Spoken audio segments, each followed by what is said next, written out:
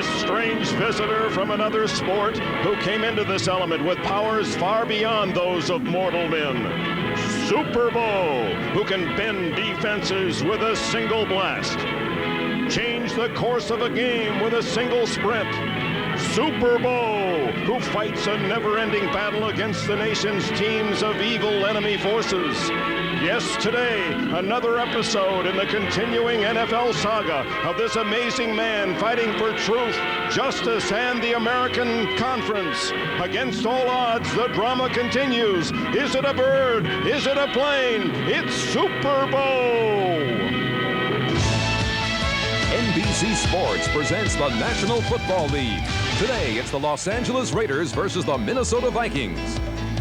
And welcome to the Metrodome. We'll see Super Bowl in a moment, but thinking of... They're going to have to throw the ball against this Raider team. No question about that.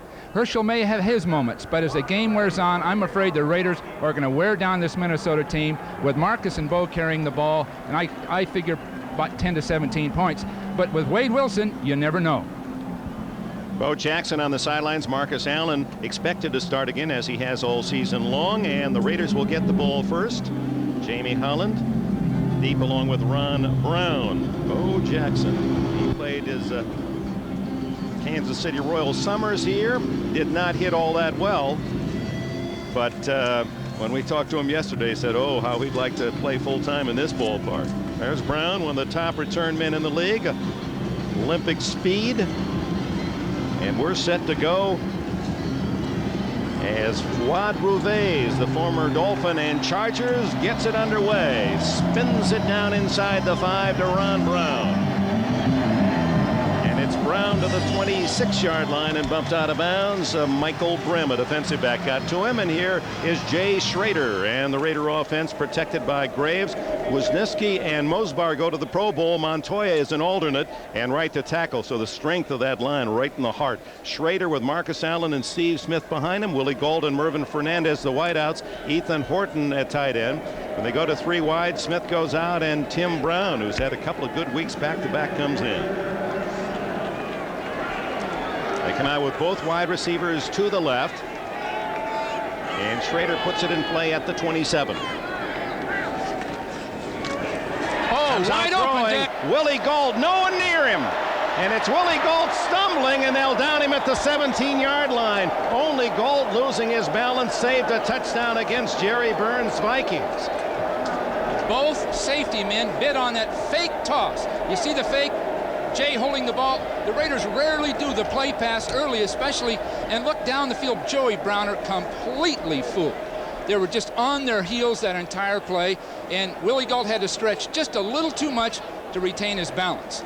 His speed doesn't help him too much now. It's just keeping his balance, and he can't quite do it on this surface. Beautiful call, beautiful execution. 56 yards, that's the longest pass completed against the Vikings this season. 45 was the previous high. Vikings rated #1 against the pass in the NFL. And Gauld having his best year as a pro. The toss is to Marcus Allen, and he gets close to the 15-yard line. Mike Merriweather, 3 times a Pro Bowler with the Steelers, made the tackle. There are the men in purple: Noga, Clark, Thomas, and the Pro Bowler Chris Dolman. Mark Dusbovic, Studwell, the veteran, retiring this year, and Merriweather, the backers. Lee and Rutland at the corners. Lee, a Pro Bowler. Browner again in the Pro Bowl, and Stills, the safety men. That's the change they make in their nickel. Michael Brim comes in as the 5th defensive back.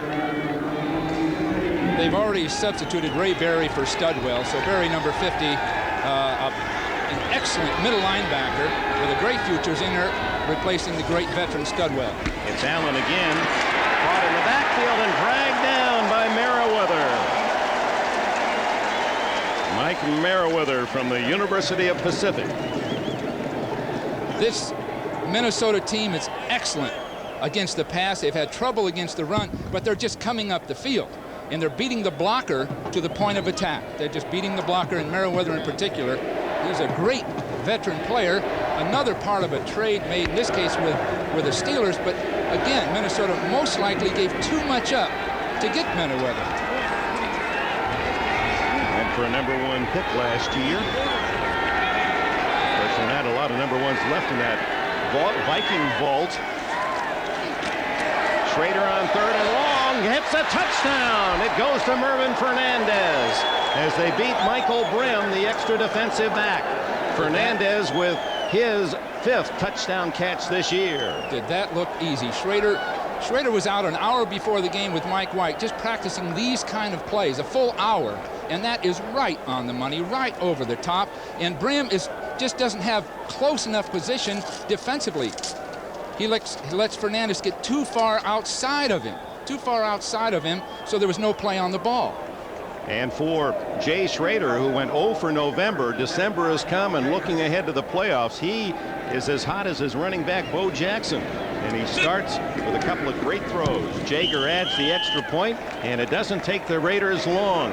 2.5 minutes. Impressively, they drive to an opening 7-0 lead with Schrader hitting Galt for 57 and Fernandez for the score. There's to come out and go after people. Jager hits it very high toward the sidelines. Allen Rice takes it, and Rice along the sidelines to the 22-yard line. So the Vikings will put it in play there. There's your touchdown maker, Fernandez from Schrader, 17 yards to give the Raiders. Don't be surprised with a play pass early in this game by Minnesota. They think that's the way to get to the Raiders. Fake the run and throw the ball down the field. Well, it worked the other way, didn't it? Here's Herschel. Walker across the 25 to the 26-yard line. He's rushed for 654 yards this year, a 4.1 average. Tough front four and long. Goldick leads in tackles. Davis having a banner year, and Townsend a Pro Bowler. The backers, Jerry Robinson, Ricky Ellison, Tom Benson, a veteran core. McDaniel and Washington at the corners, and Harden and Anderson the safeties. That defense looks better every week, doesn't it? As you look at those individuals, they're all playing so well. Golick, Ellison on the camera. Oh boy, they're playing well, and they're the solid kind of guys that allow the great ones to make the big plays. Wilson's first throw, protected well. He goes underneath and completes to Carter, the former Eagle, and he's close to a first down. Wade Wilson, third quarterbacks, but in the meantime, to regain respectability, it's going to have to be Wade Wilson. At 6-8 are the Vikings. Burns has always had a winning season in his previous 4 years. Here's Walker with a hole, and he blasts out to the 39-yard line, a gain of 7. Well blocked. Steve Jordan, the tight end, did a beautiful job of double teaming and coming off. You'll see him, the second man in, double team, and then coming off for the linebacker. Did a beautiful job. So they are blocking that Raider front. Both teams, Dick, are running very similar defenses. It's what you'd call an undershifted defense that protects the linebacker. In this case, Benson of the Raiders, number 54, is protected. Dave Adolph has adapted more of the Raiders style. He came in with a 3-4, but they've gone right to that 4-3 style that Al Davis has appreciated so much. Alfred Anderson with his first carry, the 7th-year back from Baylor, and he's near the sticks for a possible first down. Greg Townsend, he makes the Pro Bowl, and that makes things interesting for Townsend because he has in his contract that he can renegotiate with Al Davis with a Pro Bowl nomination, and so it will be. The offseason will be a happier one for Townsend.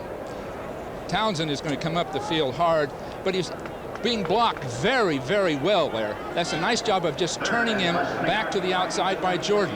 And by the way, Herschel Walker is up as a flanker. You see him at the bottom of the screen, and he did a fine job of blocking, an excellent job. Herschel has as much athletic ability as anybody that's ever played the game. Anderson, no hole at all, tried to give ground, and then a swarm of Raiders led by Townsend to get him.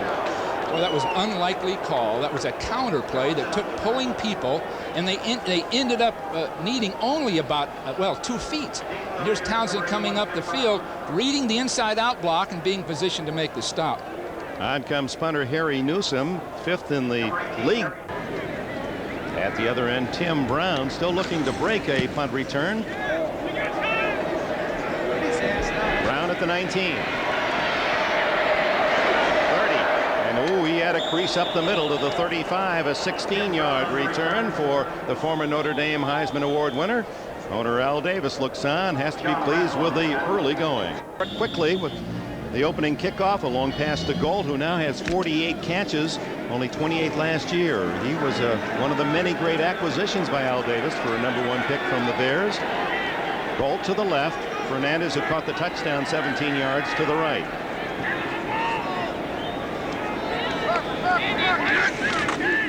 It's Marcus. And the former Southern Cal star has 7 yards. Let's go back to Tim Brown's punt return. He came off limping.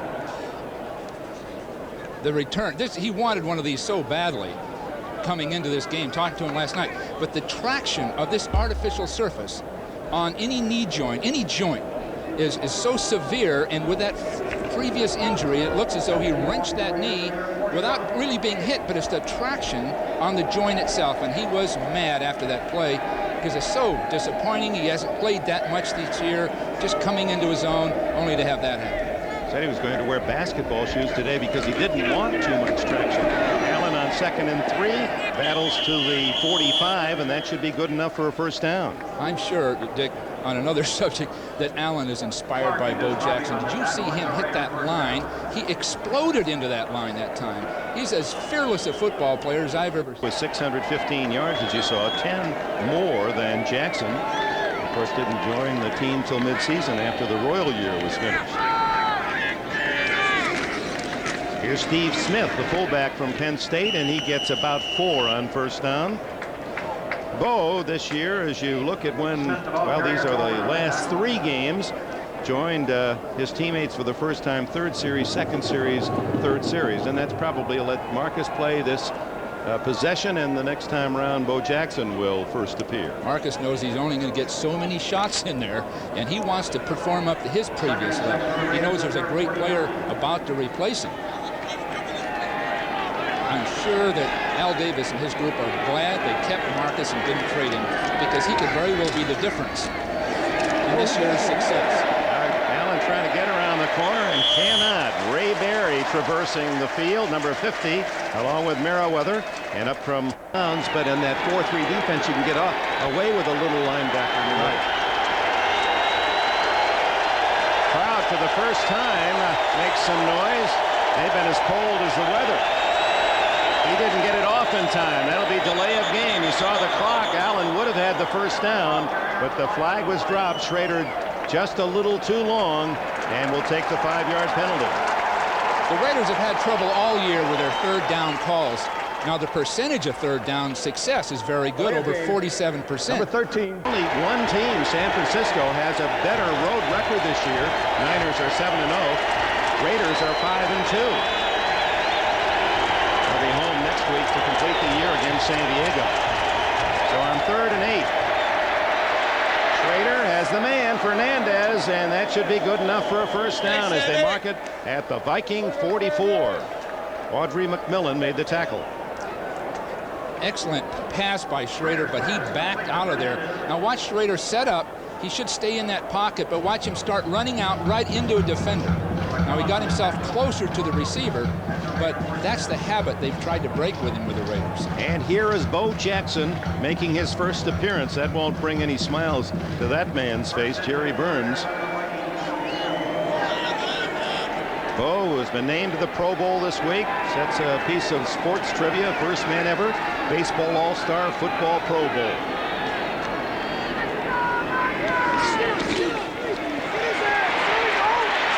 First tackle, but Merriweather, there's the second force to trip him up. It was Chris Dolman who penetrated and got a piece of him early.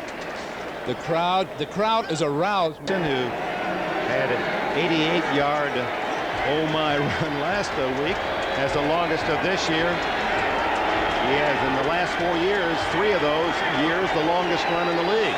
That's as a part-timer. Schrader to the sidelines, and Fernandez a game effort, but would have been out of bounds anyway.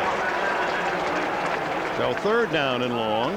And that's what they're hoping for from people like Grady, people like Tim Brown. Now Brown out with that knee, so Grady's in the slot on 3rd and 13.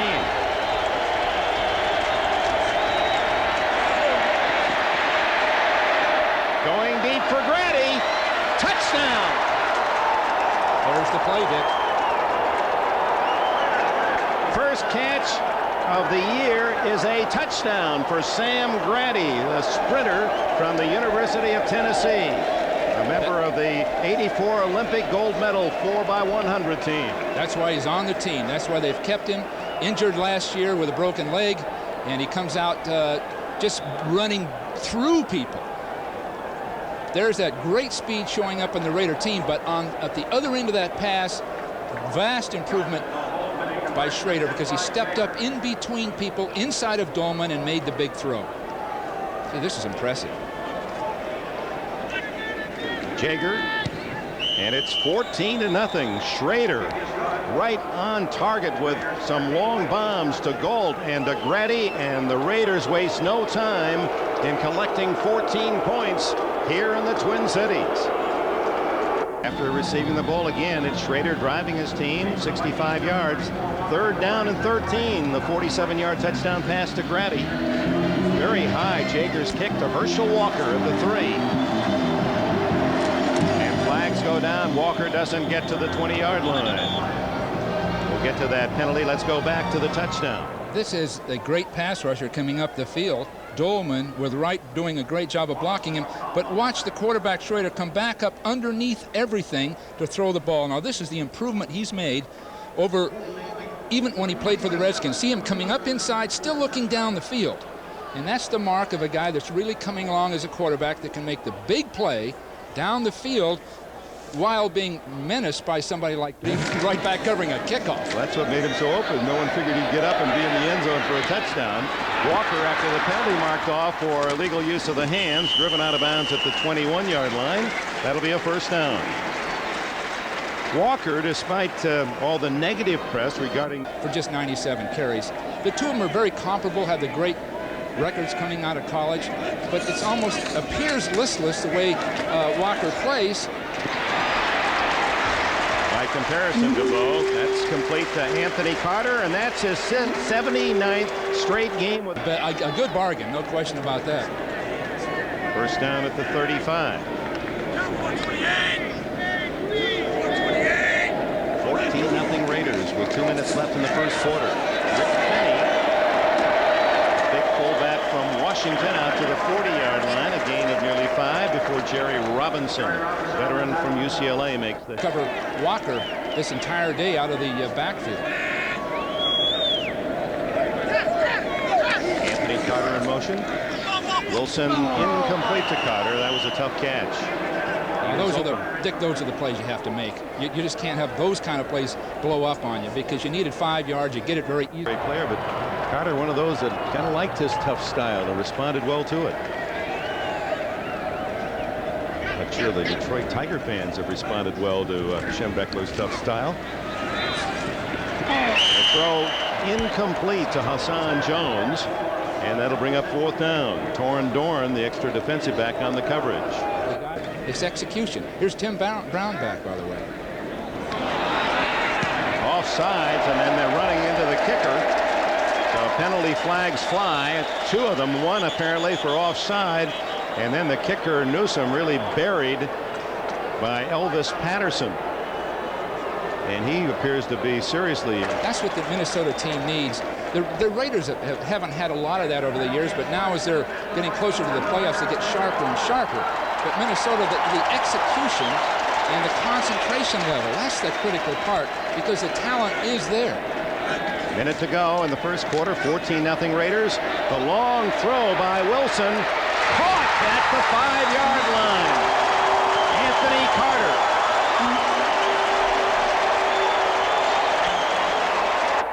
$14-0 advantage of the Raiders. 10 seconds left in the quarter. Herschel Walker just to the 5, a gain of a yard, and that'll be the last play of the period. Tom Benson spearheaded the defensive charge, and after 1 at the Met, it's 14-0 Raiders. 3 years ago in the playoffs, Carter had went over 200 yards. He said it's his best game as a pro. Let's get it over with now, Dick. He had a great game. Let's not talk about that contest again. Wow. On 2nd and goal, Wilson gonna run it, and he gets only a couple. Jerry Robinson along with Howie Long. And Ricky Ellison on the play as well.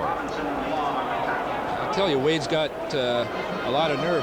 Hasn't played for many weeks other than just shortly last week. Comes to the outside and just decides to get what he can out of it. Now that's good, smart football, although you can't take that kind of beating every down. He knew he wasn't going to get a completed pass, so get as much as you can out of the run. I think you'll see quarterbacks running more and more in football now. Cunningham setting an example, but there is. He have entered Wade Wilson's mind on 3rd and goal from the 3. A lot of yardage against that Raider. Townsend, that's tough to crack. Chris Carter to the left and Anthony Carter to the right. Hassan Jones is in motion. In trouble, and it'll be a try for 3 now as Scott Davis 70 and 51. Aaron Wallace, the rookie from Texas A&M, get to Wilson. They put all the pressure on Wilson, Dick. They made him run left. They call the play to the left. Now you try to run left and throw right-handed with that kind of heat coming on you. With Greg Townsend and Scott Davis coming right down your throat, he couldn't get his right arm back to throw the ball. He had nowhere to go. And you virtually always want to go to the right so your right hand is free to throw it as you run. Here's Reveiz, who has made his last 8 in a row and missed only 1 here in Minnesota, 9 for 10. That 14 for 16 is not the actual count on Reveiz, but includes Donald Igwebuike's totals as well. So a 28-yard field goal by Reveiz, and it's 14-3.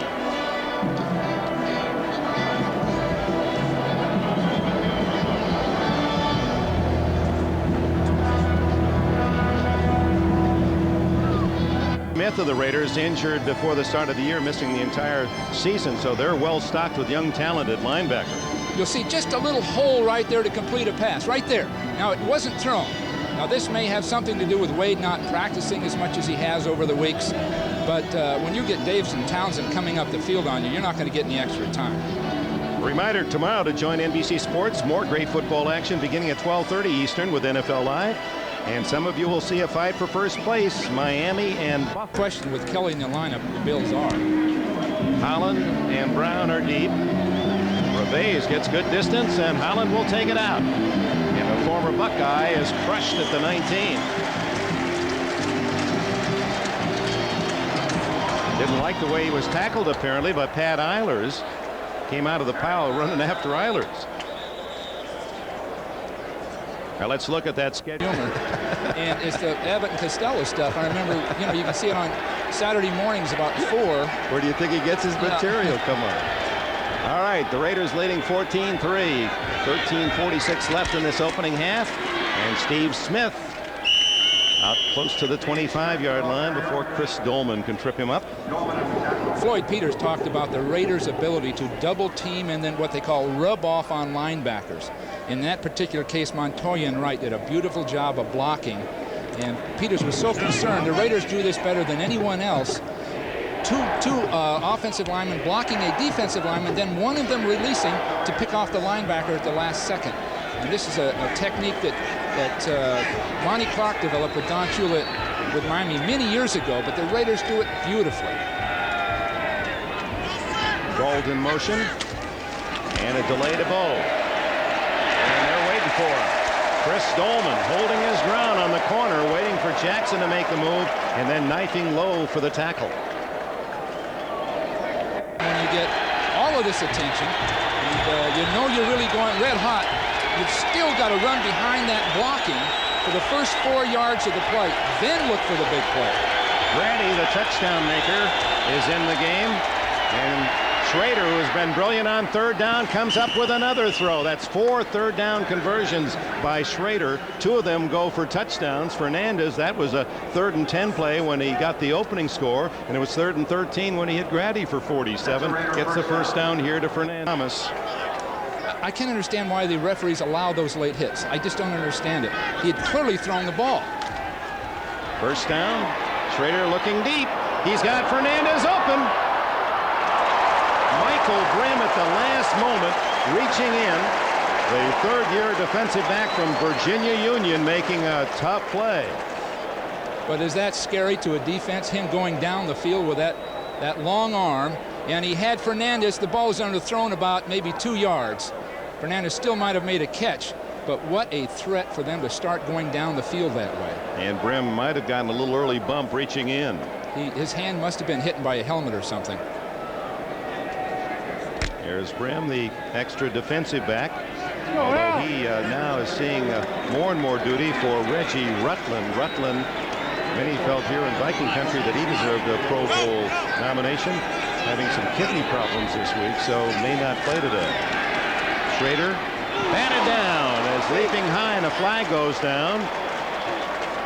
Audrey McMillan. He was a quarterback at Houston. In fact, he was the first freshman quarterback to start in the Southwest Conference, making his money as a defensive back as a pro. Things are really getting hot on that field. Both teams are really intense. One's frustrated and desperate, and the others just feel so proud and arrogant. And there are so many things going on between linemen that things can break out at any time. That time, Henry Thomas almost got into hands it. to the face. Number 47 of the defense. First down. Joey Browner getting the penalty, and with it a first down for the Raiders. So much contact on quarterbacks. It's almost like professional wrestling. Wasn't it supposed to be a step and a half, not two? When the throwing motion is completed and they're then hit, they should call it. Bo piled up right at the line of scrimmage, may have gained a yard. Al Noga from the University of Hawaii, his brother Nico celebrating today. He's a linebacker with the Lions who came away from Green Bay with a win earlier. Noga's a complete football player. Excellent against the run. Scrambles and makes big plays. Last week, Testaverde got 105 yards. Now they missed Keith Millard, the Pro Bowl tackle, lost in the 4th game with a knee. Jackson goes wide and has blockers. And they stretch it out, and a good play is made by Browner. Does he have terrific hands? I mean, the last 6 years as he's made the Pro Bowl 6 consecutive times, he just gets his hands on a jersey and you don't go anywhere. Well, we talk about tacking. Developing the difference because he would come off a blocker so quickly and stop the quarterback. But that's been a big problem. Well, here's Schrader at his best on 3rd down in this first half.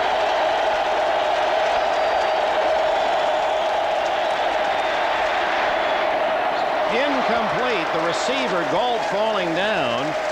And for the first time in the half, the Vikings stop Schrader on 3rd down. Carl averaging 38.6, but he doesn't have many punts returned. Only 20 of 55 kicks have been returned. Veteran Leo Lewis at the other end for the Vikes. Beautiful high kick. Lewis at his 14. Well covered. That was beautiful punt coverage. Beautiful punt coverage. Timeout with 9:49 left in the half. Fans here to support the Vikings, though it's been a most disappointing year for them. 6-8, I suppose, like the Rams in Los Angeles. Minnesota expected to be one of those teams that might challenge seriously the 49ers' success, but it wasn't to be in 1990, and now they're just trying to reach 500 by season's end. Trailing 14-3, Wilson right through the arms of Anderson and almost intercepted by Terry McDaniel. And he's been playing well, McDaniel, of late. After not having an interception more than half a year, he has one in each of the last 3 games, and he's been as fine a cornerback as we've seen this year. Now, Greg Townsend comes up late and hits late, but this was an excellent call, a bootleg play. The receiver was open, the ball was simply thrown too hard, and it's these little edges of things that are making the difference with Minnesota, and I suspect all year it's just been the lack of execution. That's Herschel Walker split way out to the right. 9:34 left in this first half, and they give to Alfred Anderson. Spins out to the 23-yard line, and 3rd and 6. Herschel. They go with the 3 wide receivers, and they split the tight end Jordan as well.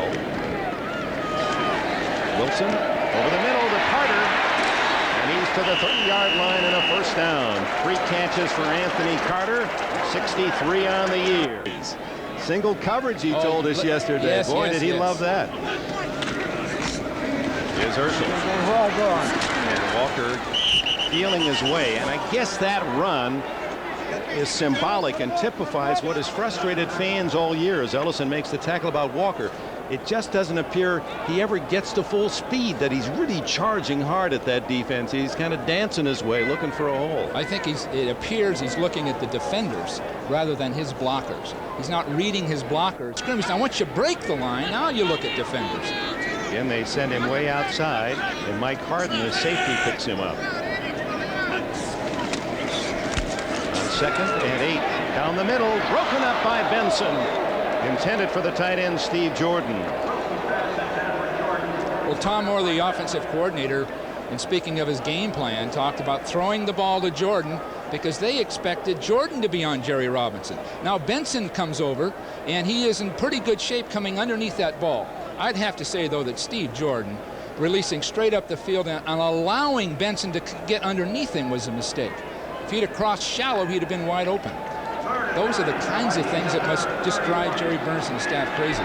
There's Tom Moore, who's come over from Pittsburgh to revitalize this offense, and I'm sure he's struggling along with his players. 3rd and long. They go underneath. Chris Carter, some nice running, and a first down. When he caught the ball, he did not have the yardage. Which has given Carter a chance to play today, although Jones is okay. He's in the lineup now. First down off play action. Howie Long after Wilson, who finally throws it away at the back of the legs of Alfred Anderson. Anthony Carter was wide open. Wade Wilson didn't get the ball to him. He was wide open. There was the safety. Anderson had left the middle, and Carter, I'm sure, is concerned he'll get back to him. You only get 1 or 2 chances like that. But Howie Long was the reason why Wilson didn't get it to him. Just at the point where he could have fired, there was Long right in Wilson's face.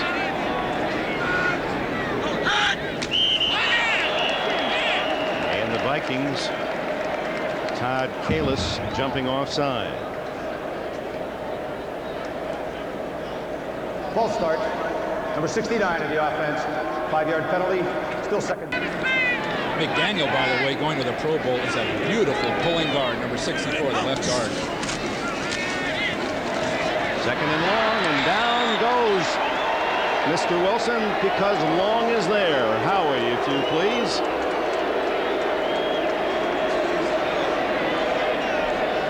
Howie Long coming up the field right here is going to penetrate so hard and so fast that he's taking blockers and everybody else with him, all the way taking his man all the way down the field. And Tim Irwin's a good tackle. He's an excellent tackle. But Howie's explosive strength can actually take the blocker back to the quarterback. You see those U.S. flags in the back of the helmets of the players today. NFL saluting our men and women in Saudi Arabia, letting them know that we all, during this holiday season especially, are thinking of them. Many are watching this telecast through American Forces Television. Wilson just gets out of that mess, but can't get away from Wallace. Aaron Wallace with his 2nd sack today, and the fans don't like it.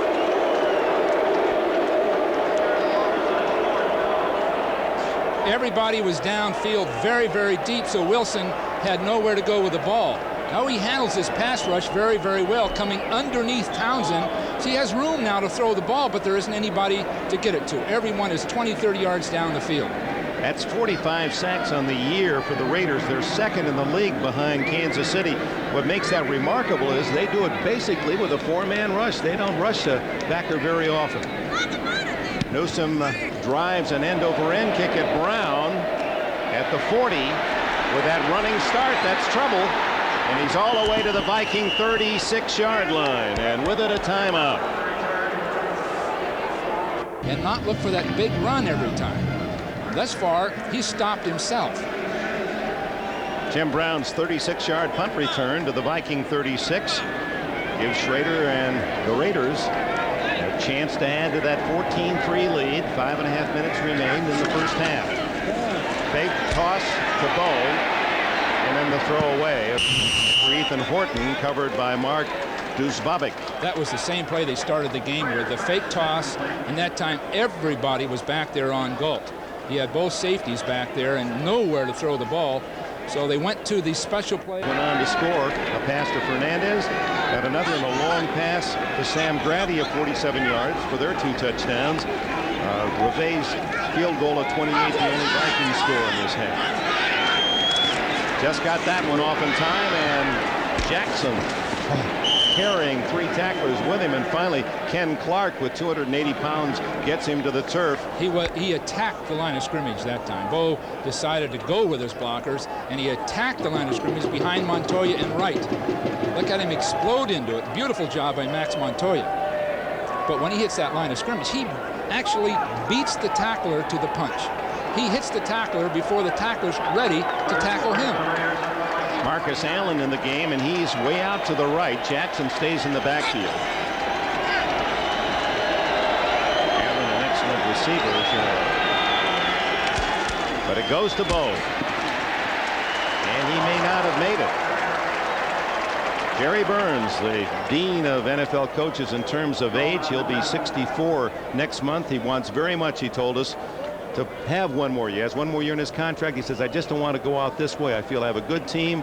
We had a lot of problems upstairs, downstairs, injuries, whatever. I hope I'll get another opportunity. And you heard this team again. There's just so much distraction going on that people were more concerned about what was going on off the field and all the in the half. We'll see if they go for the field goal or more.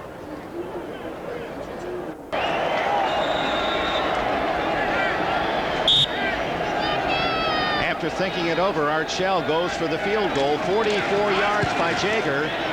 Plenty long, but he misses to the left. Jaeger, who had missed only 3 all year in 17 previous attempts. So that scoring opportunity goes by the board. You see Terry Robisky, who started the year as a tight end coach. He's applauding there. Both the teams having success on first down. But it's 14-3 Raiders on the scoreboard, and here's Herschel Walker protecting that ball with both hands to the 30-yard line. I sense from your body action that there's something you didn't like about that. Well, he just minces into the line of scrimmage and protects the ball. I don't. Power, no thrust at all in that drive. What a great athlete. And he works hard. The coaches really like his work ethic. Oh, you want desperately for him to be good because he is such a solid citizen. Catch to Anderson, the fullback, and that's a first down at the 40. Mike Harden, the tackler. Wilson really dealing with that pass rush. The Raiders are coming up the field. Look at Townsend. And he just holds the ball and throws a very accurate shot. Very accurate shot. Now there's a difference between Wilson and Schrader. Schrader most likely would have drilled that ball so hard that it would have bounced off everybody. Wilson, with all that experience and touch, that's the difference. On first down, Walker for 3 hard-earned yards, and that'll take us right down to the 2-minute timeout. Jerry Burns' Vikings trying to cut into that 14-3 lead before the intermission. He is the logical guy, and the Raiders are going to tee off with that front 4. Carter split left with Chris Carter, no relation, in motion. Wilson down the middle, complete. And it's Chris Carter, 6'3" and 200 pounds from Ohio State. His brother Butch was an outstanding basketball star at Indiana and in the NBA, and Butch now an assistant coach at Dayton. First down at the 46, and flags fly. They're trying to get Herschel Walker hooked up on a linebacker, and the Raiders just won't do it. They're covering him with a defensive back. False start. Number 63, 5-yard penalty, first down. As it would be. They may be coming after him here as he goes to the shotgun on 1st and 15.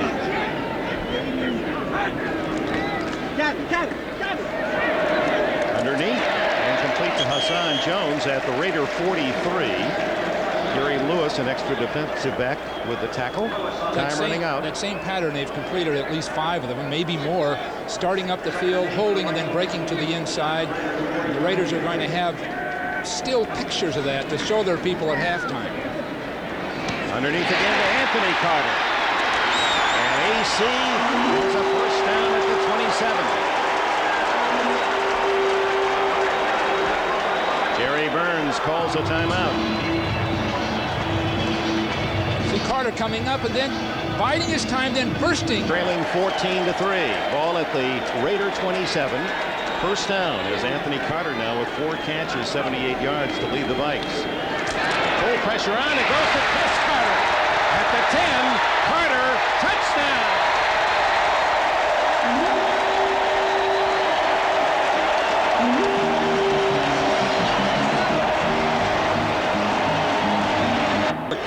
Bills, those Carters. Well, Chris is sure pleased because he's been riding the bench all year, and he's a proven receiver, and this is finally he gets his chance right at the end of the season.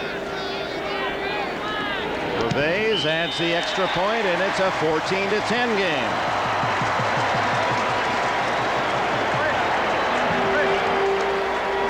Began.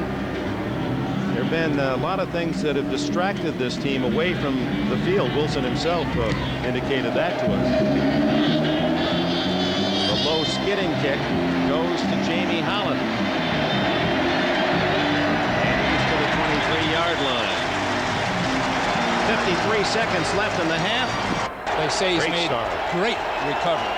Great recovery. And he's really working at it. Well, if you're the Raiders, 53 seconds, a 14-10 lead. You play it safe here. Less than a minute to go, apparently. Marcus Allen wrapped up. Ray Berry on the top side. Well, they're not going to go for it. They're going to let that time run down. You'd think they would try one downfield play, just one downfield play, and then now they're talking about it on the sideline. Now they're going to go down the field with something. Just one downfield play, Dick, then take the rest of the time off the clock. If you get the big play, fine. If you don't, fine. Well, you see Schrader now with a bandaged thumb, and he did jam that left thumb apparently on the play we showed you in the first quarter on the late hit. Marcus. And Allen gets to the 30-yard line, and apparently that'll be the last play of this first half. So it appeared the Raiders at the start striking quickly, 2 touchdowns, first 2 possessions, 14-0 in the first quarter, but the Vikings and Wade Wilson rally, and at the intermission, Minnesota fans have hope in a 14.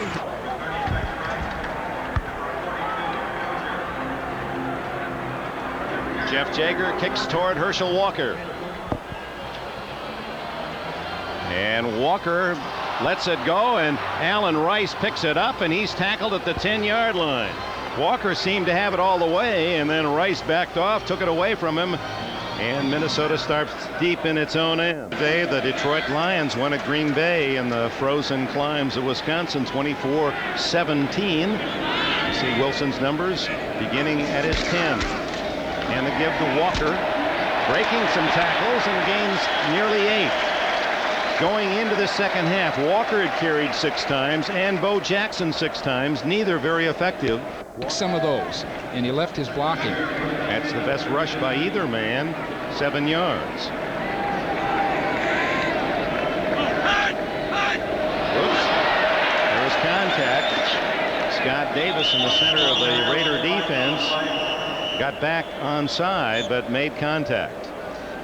That Raider defensive line, we've done a number of games this year, and each game we see that critical years, and he has blossomed here in 1990. They feel they got themselves a solid player for another 10. He can be a great one from the standpoint of taking blockers with him wherever he wants to go. He's so strong, so physical. The penalty, 5 yards, a first down. Wilson works with and goes right into coverage. Almost intercepted by Mike Harden. As well covered was Herschel Walker. Harden had that one read perfectly. Walker has deceptive speed, and he can go down a field and outrun some of the better people. The ball is just simply underthrown and thrown late. They assumed, as we said earlier, that they could blitz to the right this time. Bottom of the picture. Wide receivers Carter and Carter to the left. Draw play. Anderson shoots out to the 28-yard line, a gain of about 5. The Raiders, a team that on defense was acquired. Al Davis and his maneuverings. They started somewhere else. Golick with Cleveland. Robinson, a first-round pick of the Eagles. Ellison with San Francisco. The Falcons had Benson. Washington from the Cardinals. Harden, Denver. And Eddie Anderson from Seattle. You know, in each case, there's a scenario there that the original had, and they come to the Raiders, and you can see the difference. 3rd and 5, and Wilson gets away from Howie Long and will run it. Aaron Wallace chasing him at the 35. It'll be a first down. So close to a sack. Howie Long could taste it. This is next. Wade Wilson, who played at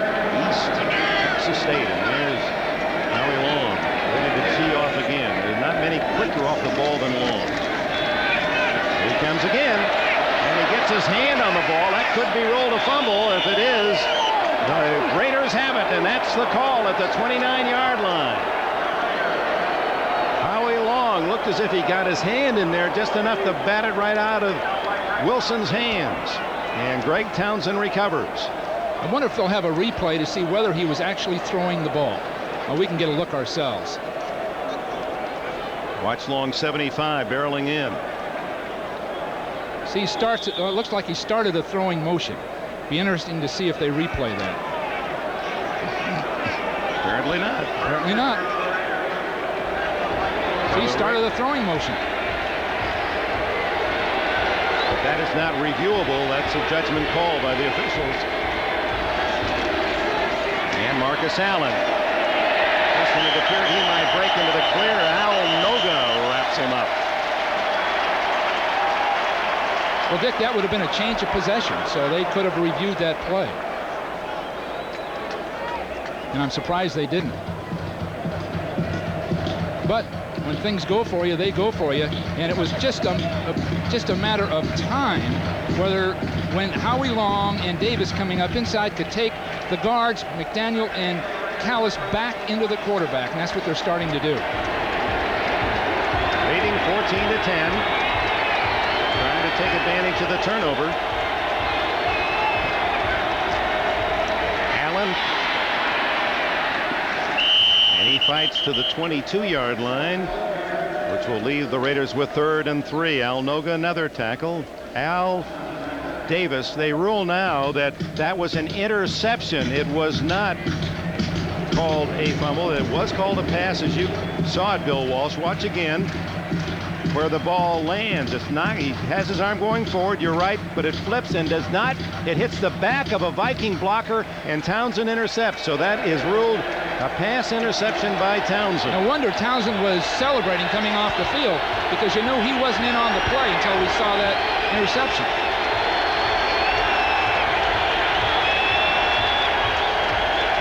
Third down give to Steve Smith, the fullback, and he charges inside the 20 for what appears to be a first down. Ken Clark and Joey Browner on the tackle. The Vikings are playing it tough, no question of the kind of mistakes they make. Smith getting them the necessary 2+ for the first down.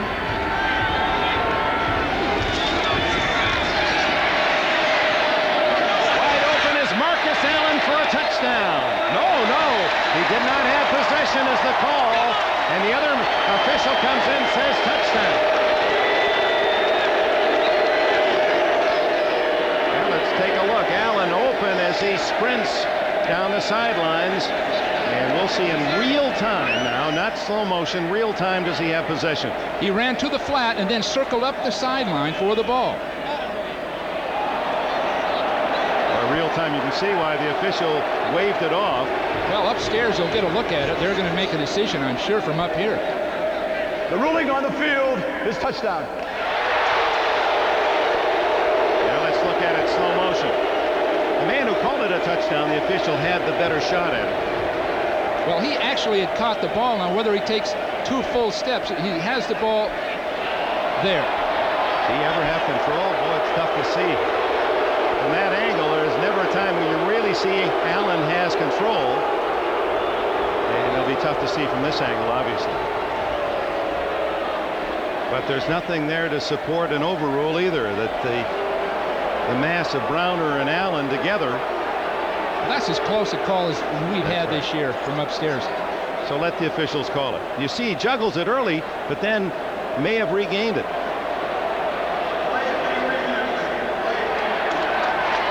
Play is being reviewed now. There's the best angle. Does now he pull it back in?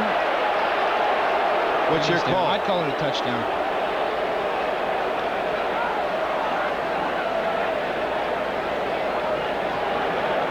This is a time of all the times where you're glad you're in the dome. How would you like to be out at the old... yeah, just wait a minute. Look, one more angle on that. Be out at the stadium when it's a minus 44 chill factor, and they're up there drinking hot coffee in the instant replay booth and looking at it one more time. If it's ruled a touchdown, it'll be Allen's first of the year. Marcus Allen, and Jay Schrader, who's had 3 terrific games now.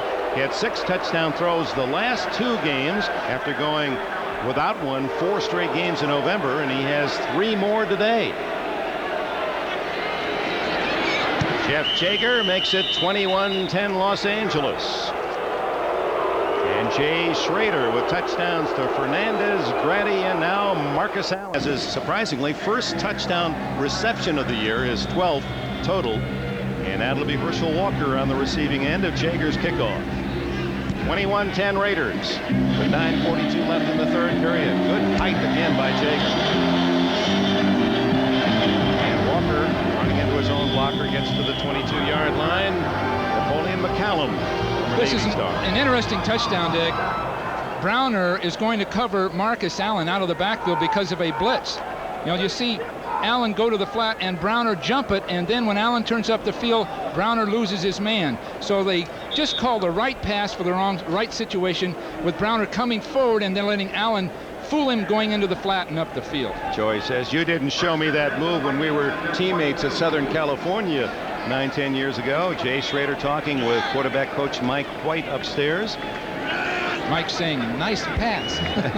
Great call. They convert on the interception. Wilson, nobody there. And Howie Long again. Boy, Long is just all over Wilson today. It was Long who got to Wade and forced the interception on the bobbled pass.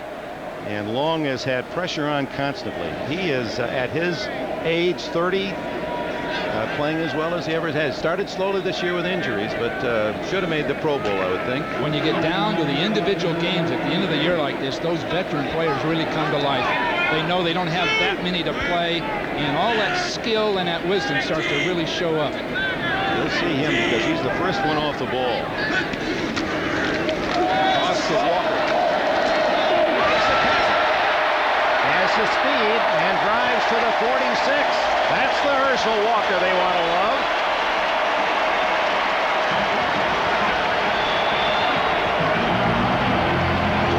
Yards on the play. First looked at it, I thought there's another 0-yardage play, but that one worked. Longest running play of the game, 24 yards, and now off play action. Wilson has that ball deflected at the line of scrimmage. Here to be Scott Davis. The time it's taking Wilson to fake the run and then throw is allowing Davis and Howie Long to push up the field into him. And he had the interception earlier and now a batted pass. So just that little bit of extra time, and those big studs up front are really coming after him. Watch right up the field. Davis now in position on a stunt to jump up and bat the ball. Second down at the 47. Barry Burns, an assistant, longtime offensive coordinator under Bud Grant in the glory years of the Vikings. And Walker with flags going down. Stopped at the line of scrimmage. Tried to go with it again. Golick and Benson. It's a veteran Raider defense. And stopping Walker, they'll have about a 3rd and 10 or take the penalty 2nd and 20. Bob Golick, Tom Benson. Here are 2 guys. Illegal block. Number 65 of the offense. Repeat second down. Here, Golick and Benson, 2 guys that basically were discarded by their parent team. And if you're the 35th, 6th guy on the team, you stay at lesser salaries. There's Long chasing Wilson again. Now Davis picks up the hunt. He gets the sack. And Wilson is hurt on the play. Oh, not the same injury. It was the way he was holding his hand at first. I thought that might have been that thumb. Looks like a shoulder. He was and tunes really up. thrown to the ground. And on this surface, no question about this surface, the injury factor is tripled on those kinds of plays. This is a very hard carpet. The very ground hard. just doesn't give at all. It's so severe. And see Davis now, he'll really throw all that weight right on that right shoulder. All his weight right on that right shoulder, and that right shoulder is right on that throwing arm. Takes a tough guy to play that quarterback position. Wow. Rich Gannon inherits a 3rd and a mile situation, goes underneath. Alan Rice picks up some of the yardage to the 39, where it'll be about 4th and 13. There's Wade going back, most likely with a separated shoulder. Howie Long starts it by pushing up. Now Wilson's problem is he couldn't come up inside because Davis was there. But watch the crunch of 285 pounds falling right on that shoulder underneath the artificial surface. And that's a good part of it. And since this is a multi-purpose stadium, the Twins playing here as well, it's a much harder carpet than, say, in the Silverdome, where you have a nice cushiony pad for football. It's a dramatic difference in that part of it. But the heat was there. We've been talking about it all day. The entire front four of the Raiders on that last play were a party to that big sack. Line drive. Brown should be able to return this one from the 18. Trips up at the 36-yard line by Adam Schreiber. Well, tomorrow it'll be and Bo Jackson, despite his dual role with the Royals. Well, the Royals actually had more Pro Bowlers than Seattle and Dallas. They got one, and Cowboys and Seahawks shut out. Jackson to the 41 may have fumbled. At least the Vikings reacting that way. And Bo says, "What's this? I got the pumpkin." Well, Bo is going right in behind his blockers at this point and just hammering. Jackson, we talked to him yesterday. Said, "How'd you like hitting here in the Metrodome?" That's a Homer's paradise. There's the left field corner, 343, and he hit one almost up to the roof this past season. He only has 4 home runs in his career here in Minnesota. Take a look at the ball if we can ever find it in there. He ended up with it. There's the ball out, but he finds it again. And gained 5 yards on the play. Jackson again. Boy, he runs left so well. Why is that? He seems to get his big. Oh my, does he ever hit one of the Viking coaches? Full bore. It's like right in the chest. Didn't see him coming. It looked to be Paul Wiggin. Former Kansas City head coach. And Paul at one time would have made that stop, but not now. You were hit once. You didn't see one coming. Yeah, I did. I cracked 2 ribs. There's Jackson getting free on the corner away from Merriweather. And way down the line is Wiggin. He was trying to get out of the way. He was trying to figure Jackson out. Check John Brenner now, where the running backs coach. It wasn't Wiggin. Jackson drawing a crowd led by Chris Dolman on first down. It's Brenner, yes. He had nowhere to go because Bo was coming in there so hard. Look, trying to find a way to go and then nowhere.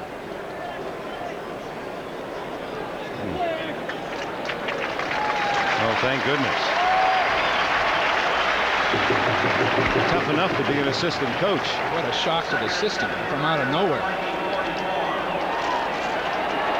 Second down and 8 for the Raiders, who lead 21-10. 4 minutes plus left in the third. Jackson goes the other way. And loses a yard at the 45. The Raiders coaches, they were on their way to the low. The blocker, keeping their helmet outside so they can go to the outside to make the stop. Now Jackson led all running backs with a 6.2 average coming in, only 3 yards a shot today. But Schrader's passing game has been the key for Los Angeles, and he goes to work again on third down. To Ethan Horton, the tight end, that'll be just short of a first down at the 38.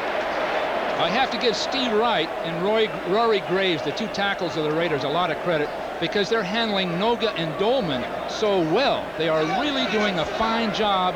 Now you see the protection, the 2 outside rushers. Look at the nice job that's being done. It allows them to move to the outside or throw or stay in the pocket. So, and both of these guys I felt were the weaker factor in that offensive line, both Wright and Graves. But they're handling 2 excellent pass rushers very well. Jeff Gossett punting for only the 2nd time today on 4th down and a long yard. Leo Lewis the 10.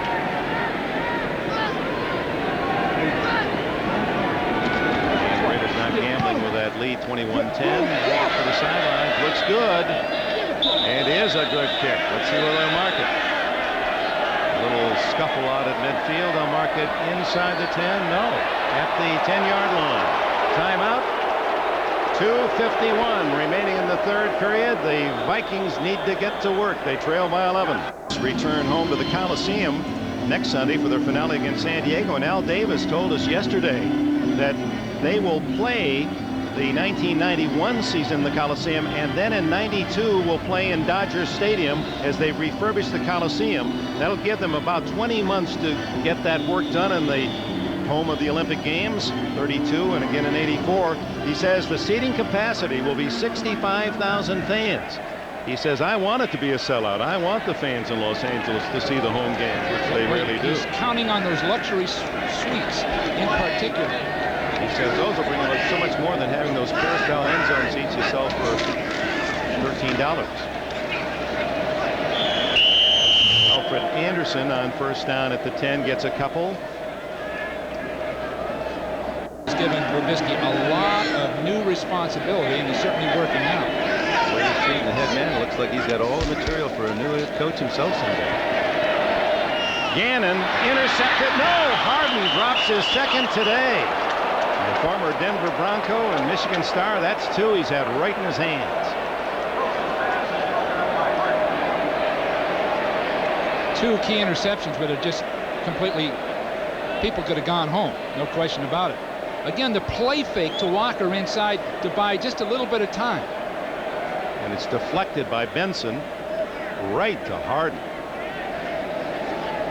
The Raiders rarely play the zone defense, and that was where Benson was. In a zone, he's there to make that play.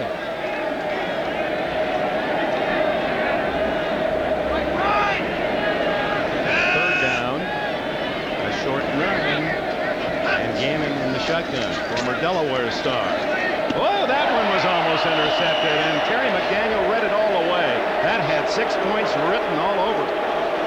Well, the Raiders are there, and they're doing a beautiful job of reading the quarterback and moving on the ball.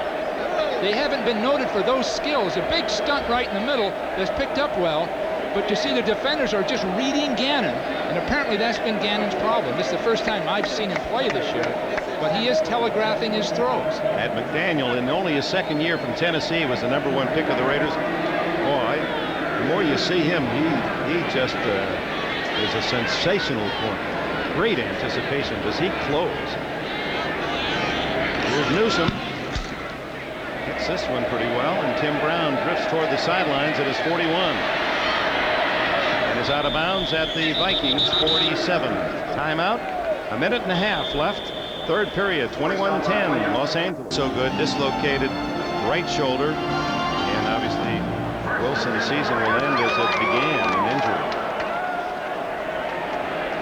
Meanwhile, it's Jay Schrader taking over at the 47 of the Vikings. 21-10 late in the third. Los Angeles, 3 touchdown throws for Schrader.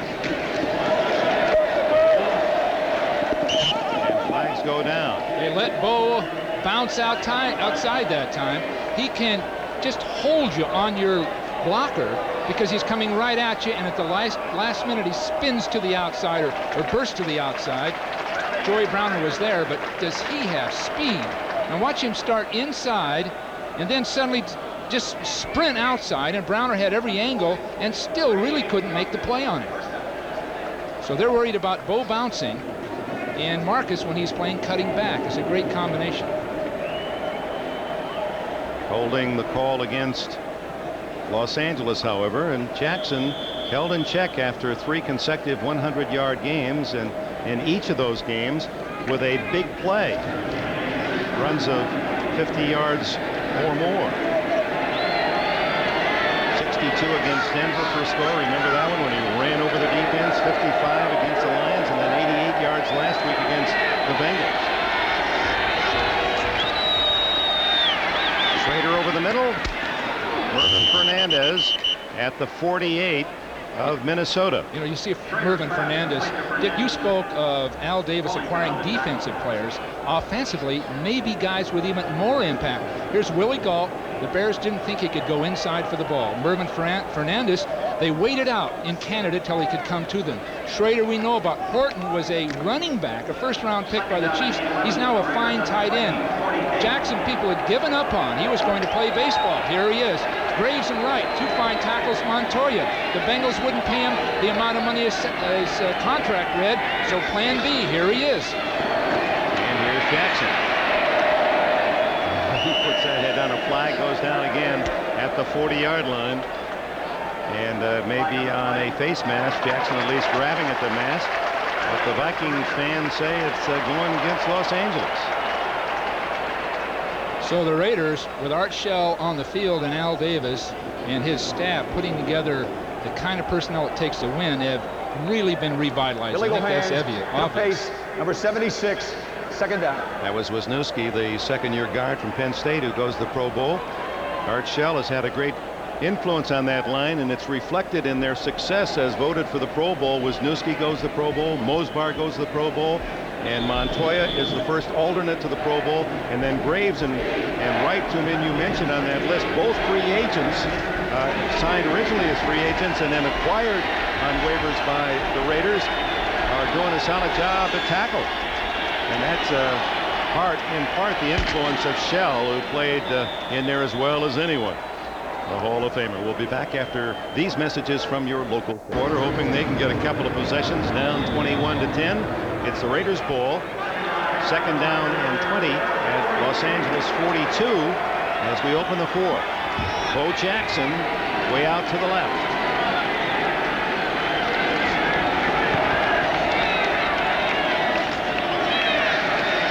Schrader goes deep for Gault. He's got it. And then it's knocked away, incomplete. He had it for a moment as he again had sprinting. He just that speed that's so dazzling, and it just dares the defense to try to stay with him. He was open, and then Carl Lee, that's a Pro Bowl play, and that's why he's made it again for the 3rd consecutive year, breaks it up. Well, Gault's had an excellent history against Lee. You can see he's outrunning on that play.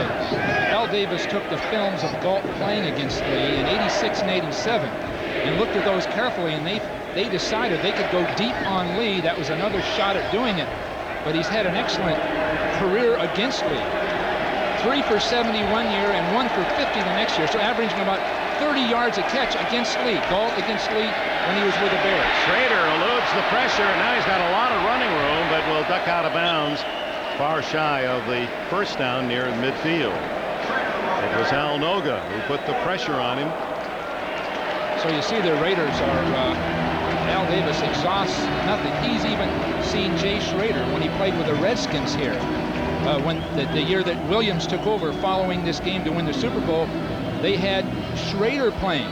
Now here's a good look at Dolman coming up inside it and putting the pressure on of Schrader, but they wanted to see why Schrader had his problems playing here, if that had any factor in it. It didn't, but they exhaust anything, looking all the way back to '86 and '7 to see how people played against each other and where problems developed. Leo Lewis waits for Gossett's punt. Good pressure. And Lewis tackled at the 18-yard line by Dan Turk. Tomorrow night, an NBC News special, First Person, with Maria Shriver, featuring the story of that USC sophomore quarterback Todd Marinovich and his father Marv, who has made his son his life's project. Todd Marinovich, the one they call Robo QB, designed by Dad to win. Plus 2-time Oscar winners Sally Field and Sex, Lies, and Videotape star Andy McDowell, all on First Person. Maria Shriver tomorrow night at 8 o'clock Eastern on NBC. Wade Wilson. Separated shoulder, Dick, and that usually is a 6-week injury, so obviously he's going to be ready for training camp. Gannon overshoots his mark. It was intended for Anthony Carter, not close. You see the difference between Wilson and Gannon. It's that exposure, that experience, that wisdom and touch, knowing when to throw the ball. And Wade was coming back with a nice game. but Gannon just hasn't developed that sophistication yet. If he does, but he's certainly a fine athlete. Well, you hear quarterbacks and players who in high school starred in other sports. They say 3 years in tennis or track and field, whatever. But Gannon may be one of a kind. He actually lettered 2 years in crew in Philadelphia. He's got a man, Jordan, open, and the tight end has a first down at the Raider 48.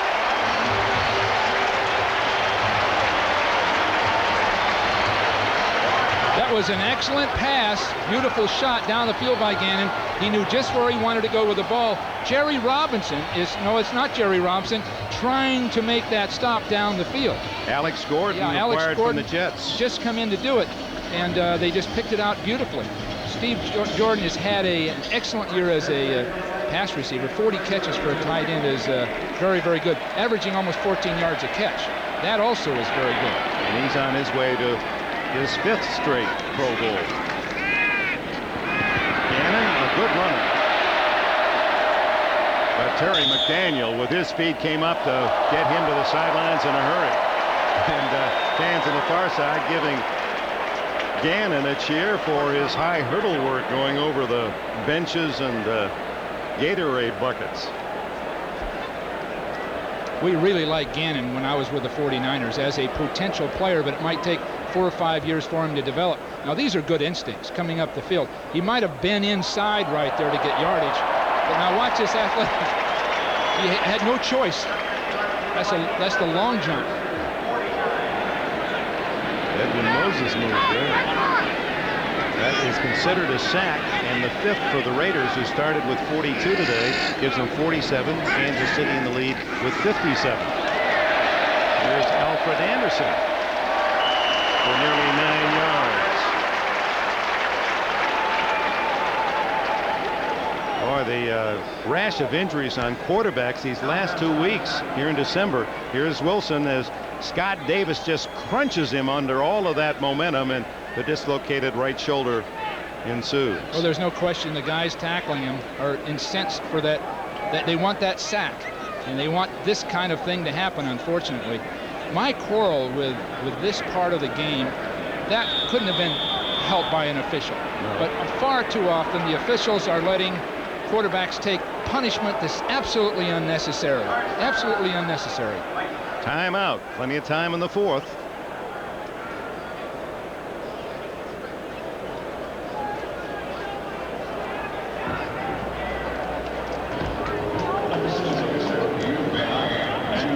Yeah, I think I did. Yeah, you did.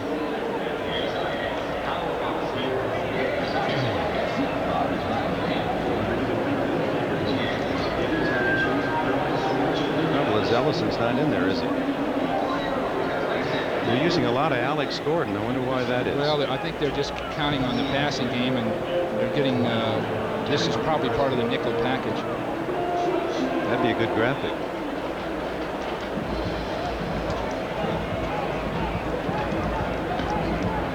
You know, if we got Ellison on the sideline, we could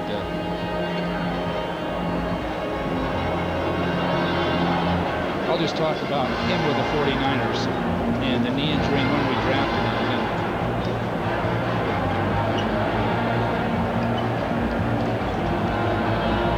I think the better story is about the Troy. Well, just had his 4th child named him Troy. Then you'll take the New Zealand. What? Yeah, that was a great moment in sports. I mean, I thought you'd get more of a thrill about it as a stat guy. You go, ooh, that's great. Yeah. Okay.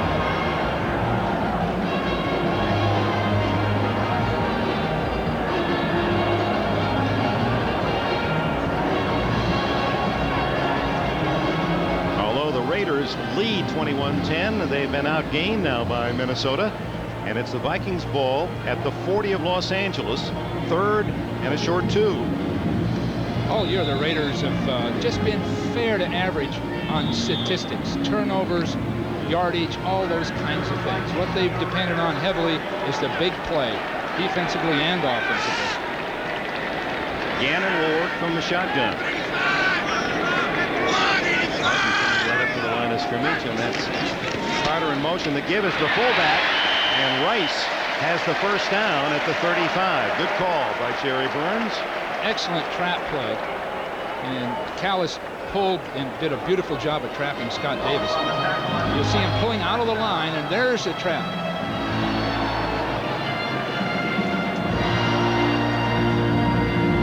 Actually, the trap was on Wallace, who was coming up the field, but excellent call with those Raiders going after the passer. Herschel Walker wide to the left, and there's Mike Harden coming right over to cover him. Gannon goes deep for Walker. He had a step on Harden, but overshot him. Harden knew he was in a foot race. He knew what Herschel was doing out there, and Herschel still pulled away from him. Herschel as a wide receiver for you, sprinting and then just bending inside, and at this point that speed shows up. Still not quite enough. So 2nd and 10 as Walker was a very, very expensive price for Vikings to acquire Walker from Dallas last year, and they still have much to pay. Their 1st and 2nd drafts next year, their 1st, 2nd, and 3rd drafts the following year still go to Dallas. Underneath, Carter a juggling catch. Short of the first down by about a yard. Mike Harden and Tom Benson made the tackle. What Minnesota's trying to do is keep their basic offensive unit in there, including Walker, and keeping the basic defensive unit of the Raiders in. And this is a ball caught underneath the zone defense, and it's sort of a physical catch because you don't know where they're coming from. There you see Benson and Ellison right up over the top. Short of the first down by less than a yard. Walker, the lone running back. 21-10 Raiders. Walker, boy, they were keying on him. It was Long shooting in there. Howie Long on every play is in the Viking backfield. Well, they're called for offsides often. We know that. But that quickness off the ball, they beat the offensive blockers across the line of scrimmage. A field goal trailing 21-10 is not the answer apparently for the Vikings, so they'll go for it on 4th down and a yard. So with only Walker in the backfield on that play, you knew it. They knew the Raiders, and Long teed off.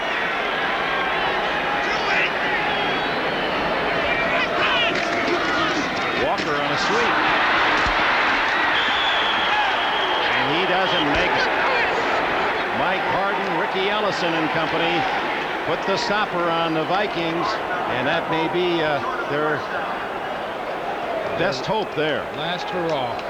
You wonder about the toss play. Of course, they know what they're doing. But look at all the Raiders right into the middle of this and taking on the blockers. Jerry Robinson took on the blocker so that there was a pile of people there.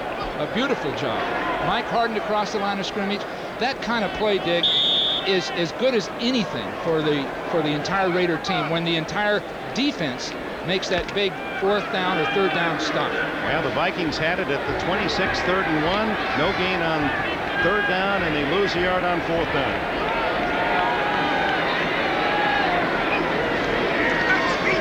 Schrader to Marcus, and the tackle by Ken Clark, the veteran from Syracuse.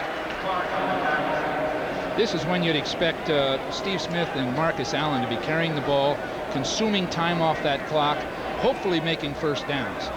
The Raiders' magic number, just to refresh your memory, is 2. Any combination of Raider wins or Kansas City losses that reach 2 will give Los Angeles that AFC Western title and the bye week. Whoever wins the AFC East will get the other bye.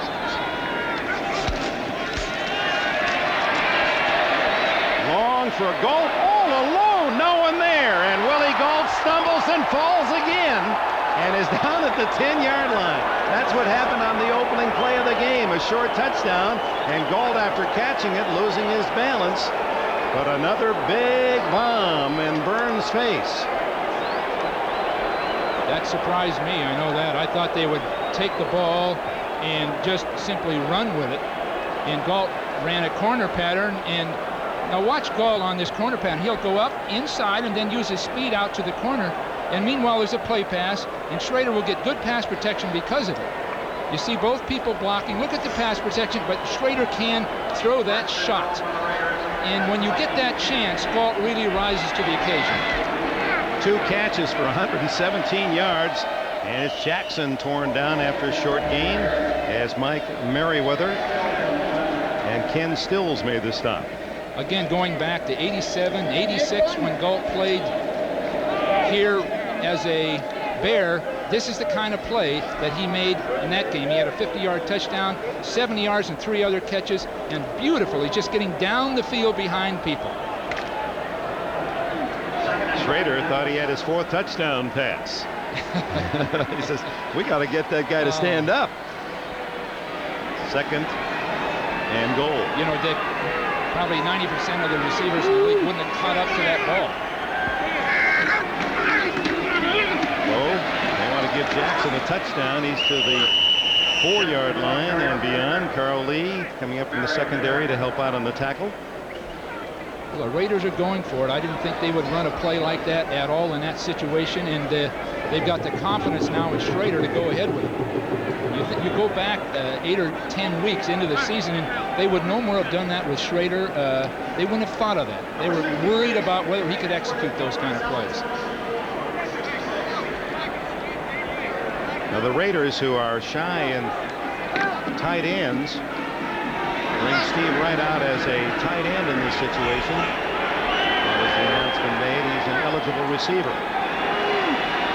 Apparently it is not goal to go. 3rd and 3 for a first down. Schrader, end zone, touchdown, another easy score. Ethan Horton, the tight end this time, his 3rd of the season. Impressive. They're going for it. Not that conservative team we've been watching in the early part of the year. 3 yards on the touchdown throw as Schrader gets 4 touchdown throws. You see the fake inside, and then the tight end just releasing to the corner. Everybody playing the run, but the tight end, he just opened for a touchdown. Jager will try the point after, and for Schrader, who went 20 straight quarters in November, 4 games without a touchdown pass. Now in December, 3 games, and he has 10 touchdowns in December. And the Raiders apparently will reduce that magic number to 1. They now lead 28-10 with 7:44 remaining in Minnesota.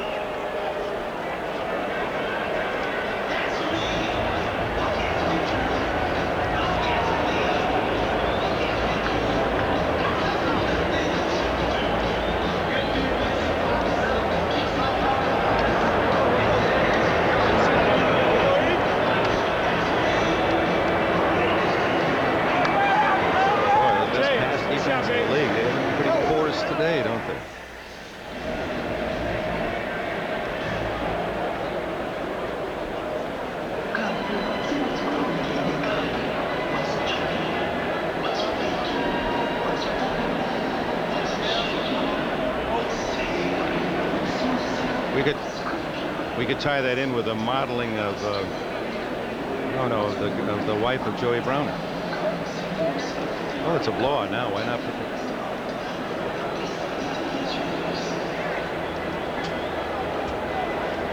What's Browner's wife's name? Valeria.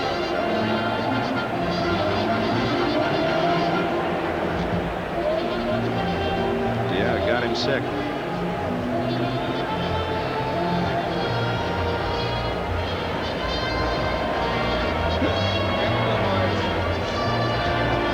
Disgusting. How lucky you are. Absolutely disgusting. And then it's 6:30.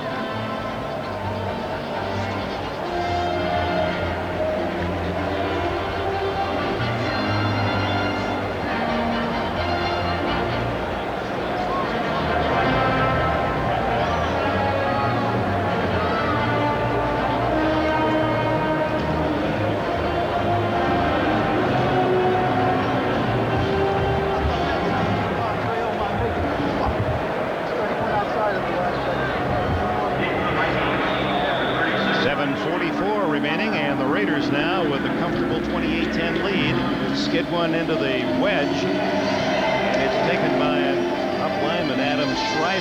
gets to the 34-yard line, looking ahead to tomorrow.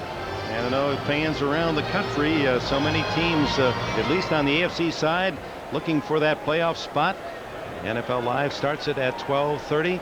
And don't forget, in that NFL Live show, we're going to see what a modeling by Paul McGuire of over a ton of cold weather gear that the players will be using in that game.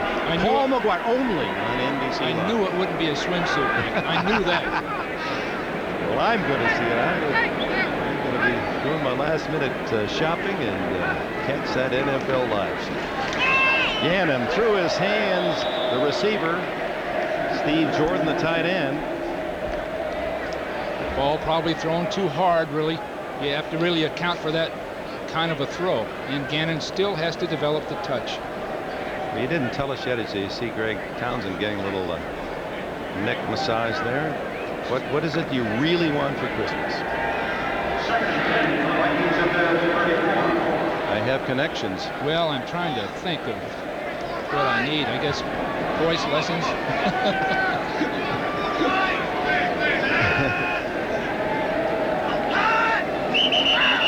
We'll see whether Long was pulled offside or was that Irwin.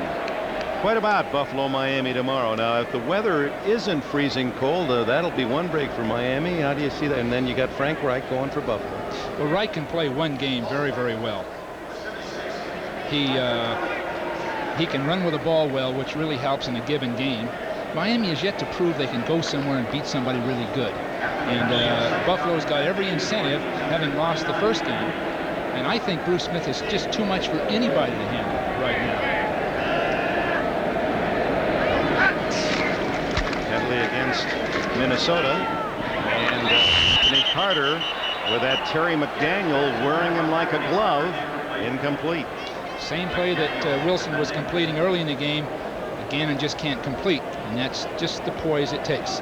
Now, you do this one, Bill. Oh, boy. Kansas City, if DeBerg can play well, I think Kansas City is a stronger team than Chicago right now. If DeBerg plays, and apparently he will. So I see Kansas City going in there and winning a close ball game.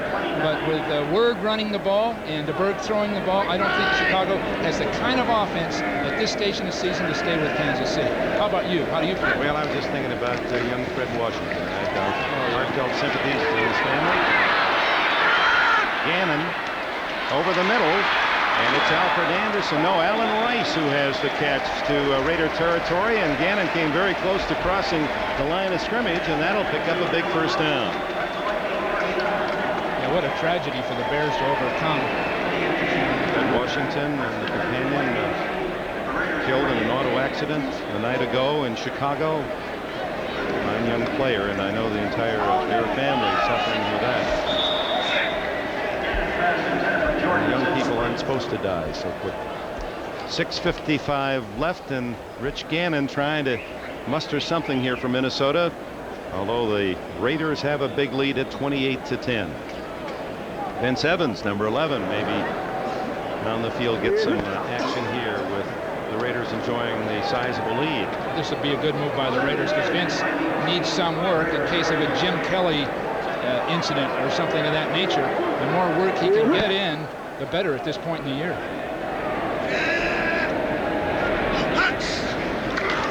Gannon, the former Blue Hen of Delaware. Anthony Carter, a gain of 8. Aaron Wallace makes the tackle. Gannon's shown when he comes outside with the ball, when he scrambles, he's got excellent instincts. He was drafted by New England in the 4th round in '87, and then the Vikings traded for him a 4th and 11th pick. He's going long for Chris Carter. Carter steals it at the 4.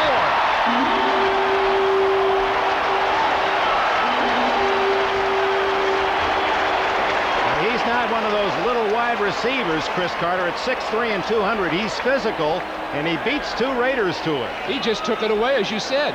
Look, it's been intercepted, and his arm strength and hand strength just yanked it out of there. Elvis Patterson and Eddie Anderson, they're not exactly weaklings back there themselves. Gannon on 1st and goal. Touchdown. Hassan Jones.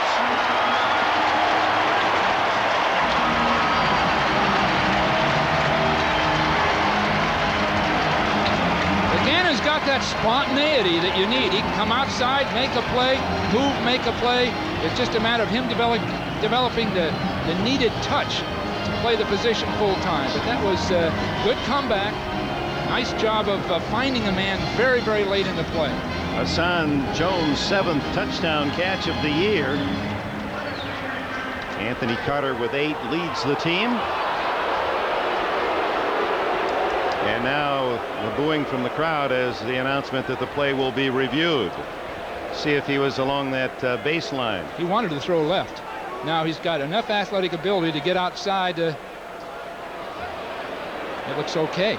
To get outside of Howie Long, who's a little bit fatigued by now. His knees hit in the end zone. Should be a touchdown. But in the old world of instant replay, nothing is certain.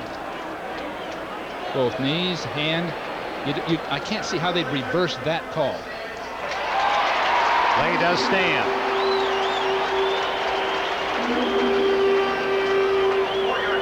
Last of the Viking horn to celebrate as Hassan Jones has a 4-yard touchdown reception. Reves to try to make it 28-17. 5:49 remaining. Vikings still with a slim hope.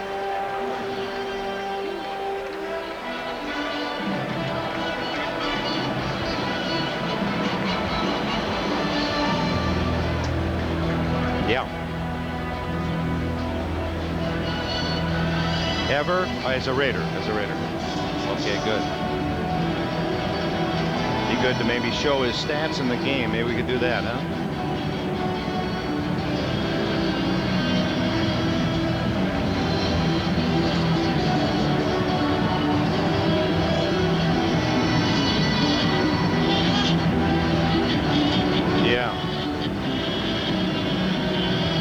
We can always use the Ellison later.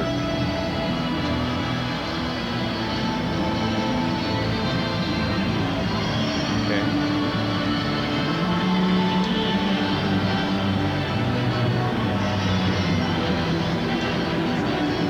Watch the ons. Oh, boy. Nobody will see all those numbers. I think just the touchdown. There you go. That's good.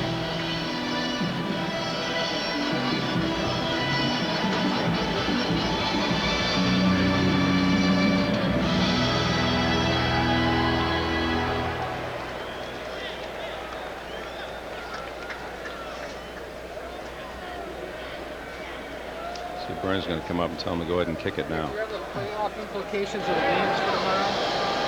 Pardon? Do you have the playoff implications of the games for tomorrow?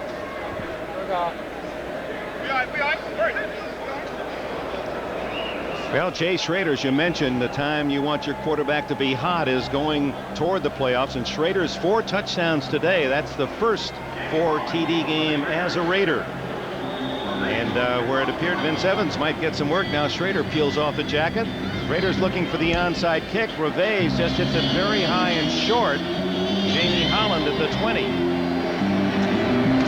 And Ken Stills hits him first at about the 27. I think that high short kick, they were hoping to kick it higher and shorter and be underneath it when it got there.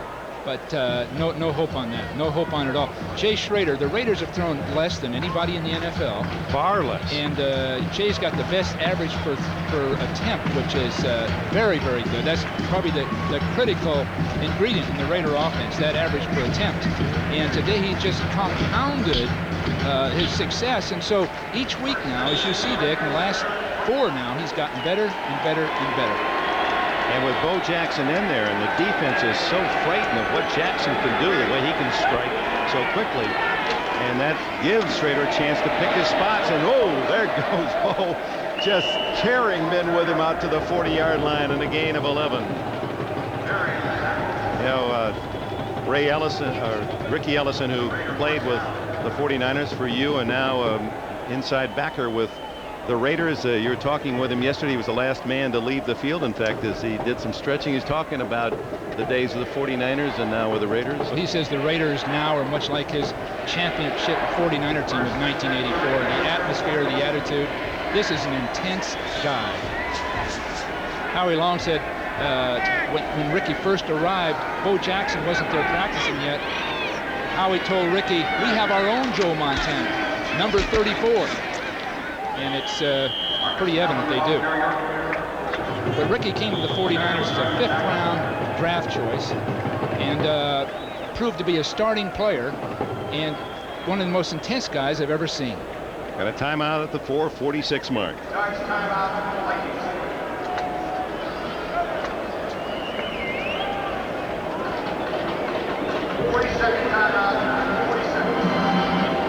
Minnesota used another timeout. What did they use the other one?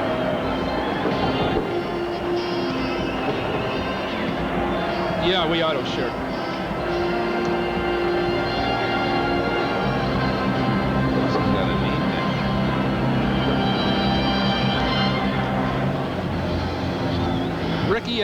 Ricky Ellison, one of the most intense guys. That look in his eye, Dick, is a guy consumed and in love with the game of football.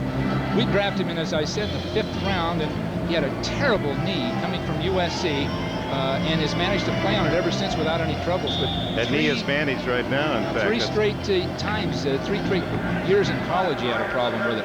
He's a Southern Cal guy, a USC guy. His fourth child, his son, he just named him Troy.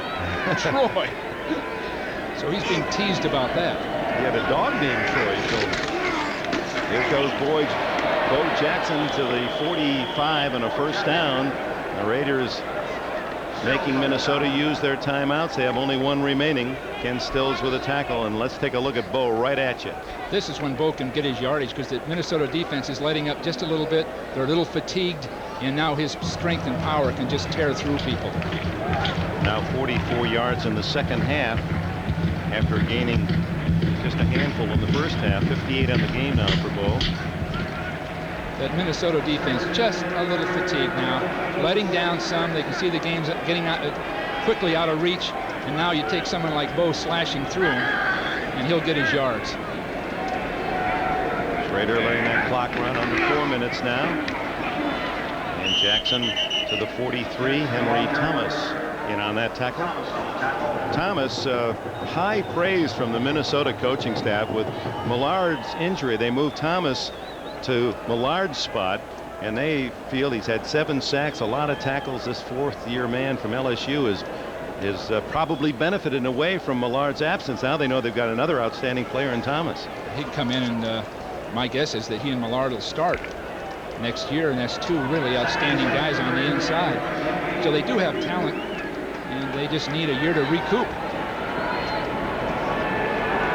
Schrader using that play clock, letting it tick down. 5-4. Game clock at 3:10 now. Jackson to the outside. He got 5 yards there, Dick, and everyone had an angle on him. Everyone knew where he was going once he bounced, and everyone sprinted, and he had another 5 yards to go further than they did, and he still outran people. Watch him start in, now watch him bend, and it's a foot race. Everybody's after him. Watch him just motor around everyone. We were talking about his baseball work here at the Metrodome, and the fact he only hit about 170 career-wise and 4 home runs. But I asked him, I said, if you played full-time here, how many home runs do you think you might hit in a season? And his eyes got really big, and flashed that wonderful smile. And he wanted to say 50, and he said, well, easy average of 40. 40.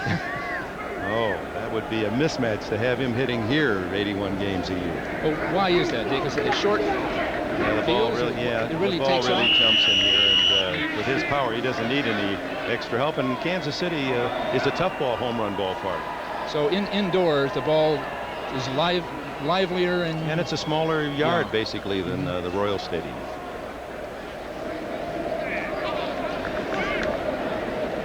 I saw you shopping there. You know, the Skyways here in Minneapolis, even with the cold weather, to your benefit. I mean, you were out there on a shopping binge. I mean, you wore out 3. You know, your credit card was actually smoldering at the meeting last night. I could please smell don't tell the family I'm waiting till today to do my shopping. Well, I'm please just kind of don't lead tell. into what you're going to, what you want for Christmas. Marcus Howard.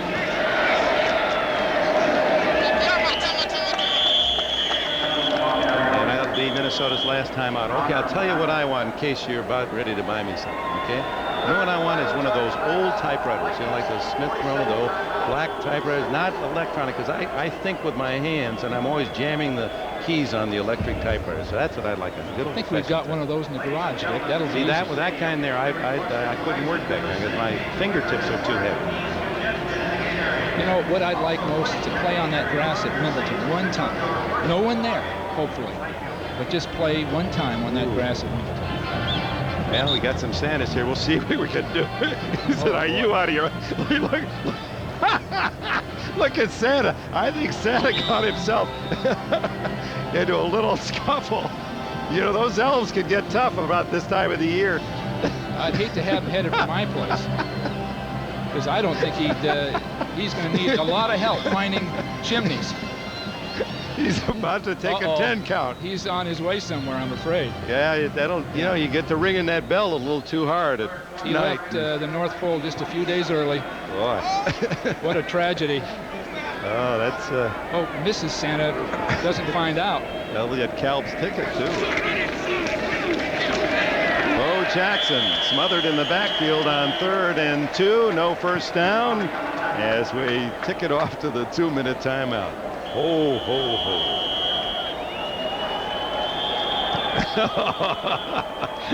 Oh, that was classic. Where did you find this guy? Just happened to pick one out because we were talking about Santa. That guy looked like he'd been in an all-nighter. Oh, man. He says, I'm going to wear this to his mom and so I can get on TV, and now Mom will see him looking like that. Oh, man.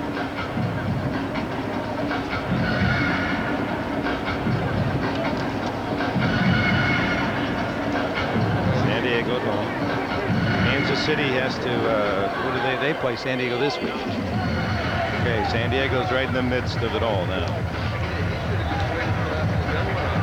Basically, it means Kansas City has to beat San Diego tomorrow. Then it comes down to the final week, Kansas City, Chicago, Raiders, San Diego. Raiders win 2, it doesn't matter. Okay. Let me hear it now.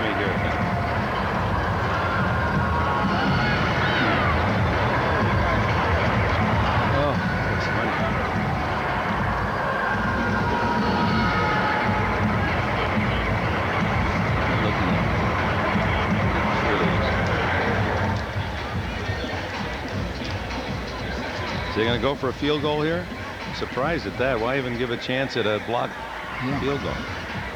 Huh? Yeah, I guess so. You're right. Unless it's going to be a fake here.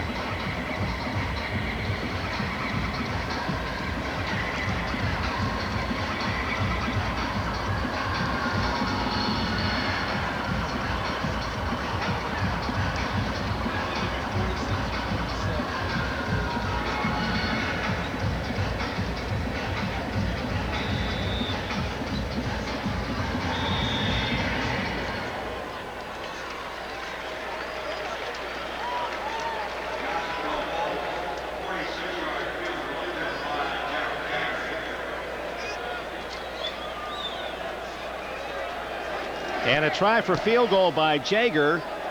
He hooks it again to the left. No good. A 46-yard attempt. Jaeger had missed from 44 in the first half. You know, a guy that's really been helpful with this Raider team is Kim Hilton, the offensive line coach. He's done a brilliant job. This ball, I think, is hooked again, isn't it? Yeah, it looks good halfway there, and then at the end it tails to the left. But this Kim Hilton has come in and really put this offensive line together. Done a great job with it. He's got a Montoya coming in late, Steve Wright, Graves having his problems a year ago with his holding, Wisniewski developing. The Raiders have really put together an excellent offensive line. Now Minnesota with no timeouts left, and at least trying to seek a cosmetic score here at the end. Trailing 28-17, they take 2 touchdowns for Minnesota. Down the middle to Hassan Jones, trying to get to the sidelines and fails. Torrin Dorn got him from behind with Elvis Patterson. The Raiders want sacks. That front four that's going after that ball can just, they know where the ball is going every time, and they're going to just come flying up that field. Anthony Carter left with Steve Jordan in the slot. Jones and Chris Carter the other way, and it's Chris Carter. Elvis Patterson, the veteran, makes the tackle. Patterson, there's another one of those acquisitions, plan B from San Diego by Al Davis, former New York Giant. He can help you in that dime coverage, and he's a terrific special teams player. Called him Toast. That was Bill Parcells' nickname. He was burned so often at the corner for the Giants, but he's found a role that he can play. The toss to Jordan, the tight end spinning down to the 36 of the Raiders with 56 seconds left. Well, that's what Al Davis looks for, are people to play roles, specific people, and he's looking for any number of things that people can do, stopping the clock, to help the team. And a lot of organizations don't recognize that at all. He's saying, what can this guy do to help us? Sometimes it's the simplest of things, punt and kickoff coverage, or the man can return kickoffs. He can play in one situation, the nickel defense, but he puts those kinds of people together. And you know, Art Shell has been able to bring all these personalities together, and that takes a real job. And this guy is quiet, with wisdom, a lot of strength, and all these personalities. Just think of Marcus Allen and Bo Jackson, two pretty damn proud guys, playing in the same backfield, alternating with each other. And Art has done that magnificently. And perhaps the most important part of it, as Gannon eludes a rush. That went up for grabs, but it'll be out of the end zone. And Gannon really got crushed from behind. He's okay. Perhaps the most important role that Shell plays with the Raiders is he is on the same page with Al Davis. There's no argument there. No question about it. Now, this is what concerns me about the National Football League. The referee's right with Gannon. The ball is thrown. Now they hit it. Yeah, but that was within a step that time. Well, they can see the ball thrown, though, Dick. That's just an attitude that people have. Now, that one may or may not have been called, but generally they're allowing too much contact on the quarterbacks when the defender knows the quarterback doesn't have the ball. 3rd down and 10. 39 seconds for the Vikings, trailing 28-17. Over the middle to Chris Carter, and he's tackled from behind by Dorn at the 15. Again, it just wants to get up there and at least down the ball. Uh-oh, here comes some flags. Is that Dozier in there? DJ Dozier, who has been a forgotten man in Minnesota. That's one of the problems we haven't mentioned. He elected to play in the Mets minor league baseball organization and didn't report to the Vikings until November 7th. And Carter was trying to get up, and Dozier decided to come in and try to help him out. Yeah, he was being held by the ankle, so they couldn't get the next play off. There's no question about it. Here's Dorn holding on to Carter after the play, and that's where Dozier showed up. Unsportsmanlike conduct, number 46 of the defense. Usually it's the second man, Dozier, who would get the penalty because that's what they say, but they did spot Dorn holding on. That does stop the clock. Dozier, by the way, the Mets feel he's like their number 4 player in the minor leagues, an outfielder, good hitting outfielder, and some are wondering where he will be next year, whether it'll be baseball. I don't think he's going to be here. He doesn't want to be here, and if he stays in the NFL, it'll probably be by way of a trade. He was a great back coming out of Penn State. I know with the 49ers, we'd like very much to have him as the replacement for Roger Craig at some point. And he's never quite done it in the National Football League. Always says minor injuries, a lot of minor injuries. Now, am I reading the paper right? They said his problem in baseball is playing the outfield. Now, generally, he doesn't have a great arm. Is that what it is? Oh, I see. But he can hit. So it'll be 1st and goal after the penalty. 26 seconds left for Gannon and the Vikes.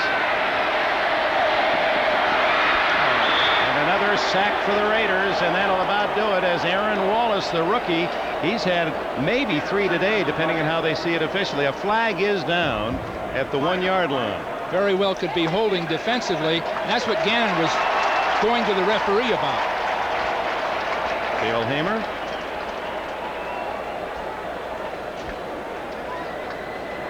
Holding, number 46 of the defense.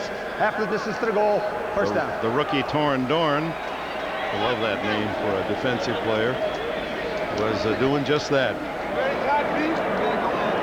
And they mark it half the distance to the 3.5 with 19 seconds left. Left, it's always left, kids.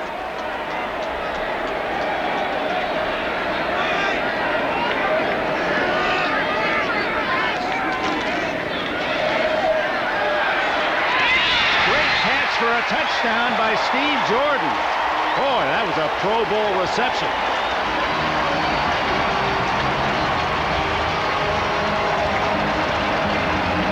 Well, the Vikings haven't given up, you know that for sure. It's a great job by Gannon finally finding him in the back of the end zone. He looked left, he looked right, and then right down the middle. So I can see why the coaches like Gannon. At some point, he could very well be a top guy.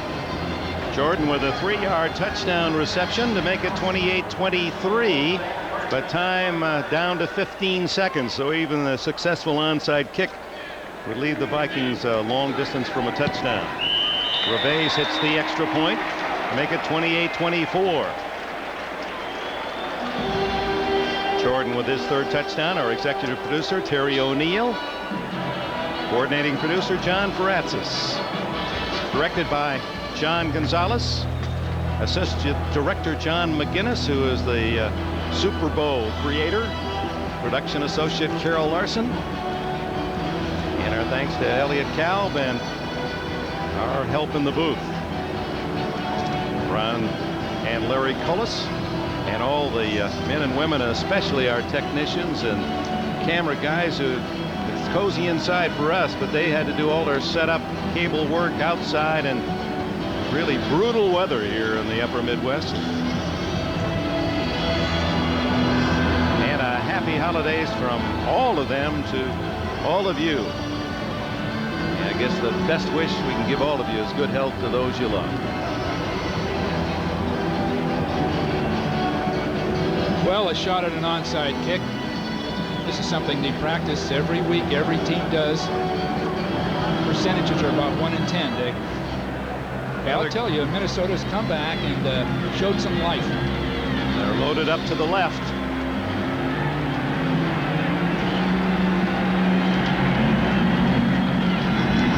They were offside. Vikings were offside. They cover the ball. But even if Minnesota recovers, it won't count. They were definitely offside. It took just the right bounce. It gave them a real chance. Doesn't matter. The signal is the Raiders recover, so they'll decline the penalty, and we're 1 play from the final gun. Was that Mervin Fernandez down on his knees there? We just had a shot of it.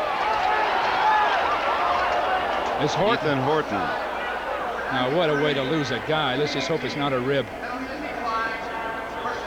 The Raiders do decline the penalty. They take over on the recovery at the 48 of Minnesota. And now the attention of the Raiders medical and training staff to their tight end. And that's probably the one spot where they're thinnest. Mike Dial, who started the season at tight end, injured, tried to come back too soon. He's back on the injury list. And Horton really is the only. There's 88. He gets hit from both. 1, 2. It has to be ribs. Horton is the only bona fide tight end they have. They have signed Rich Bartolewski, a rookie from Fresno State. And Vance Mueller could play at that position. Tim Brown also banged up today. For a given game, they could go without tight ends, I believe. They've got the receivers like Tim Brown to do it. And they've got extra running backs, and Mueller can play tight end after a fashion. But this looks okay. Well, we can now say it'll probably be a 28-24 final, which means that if the Raiders win at home against San Diego next week, it doesn't matter what Kansas City does. They are the AFC Western champions. San Diego, in fact, is a part of the finale here because they host Kansas City tomorrow. And Horton, perhaps just the wind knocked out of him. He got caught in that revolving door. Raiders go to 6-2 on the road, and championship teams win on the road, as you well know, Bill. And the Raiders are, it's evident to everybody, peaking, coming along just right. The great players are making the great plays. The support players are getting their job done. The coaching staff, Terry Robisky as an example, I think he's really improved in his play calling from the games we've seen. Jay Schrader kneels down. The game will end in Schrader's hands. The ball right there, and well, it should be. The 28 points for Art Shell came on 4 Jay Raider touchdown passes, and it leads the Raiders to a game from the championship of the West, 28-24.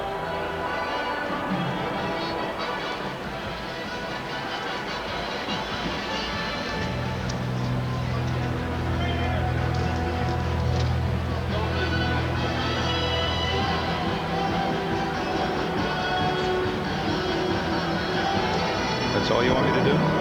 How many seconds you gonna want me to? How much time there?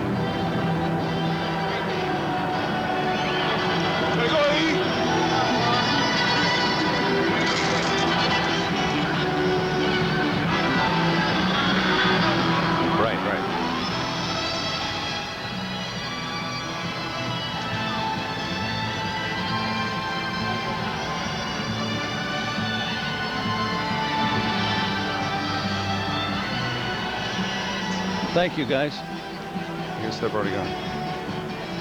I'm off, right, John? Hey, Mom. Get a shot of Schrader going here. He's the guy. Is he already out of here? There he is. That's right. But that's he's the story.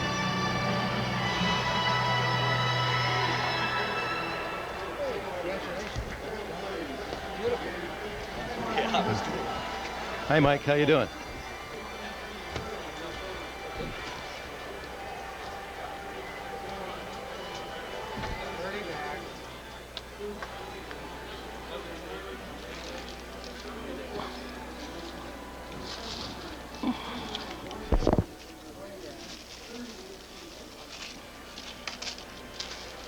You're right. You're right.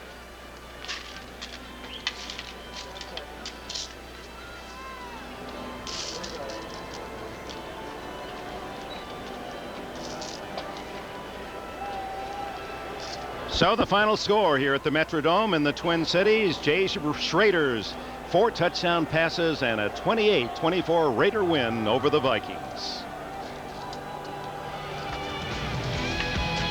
Tonight, lift your spirits with a special 1-hour Amen, followed by episodes of The Golden Girls and Empty Nest.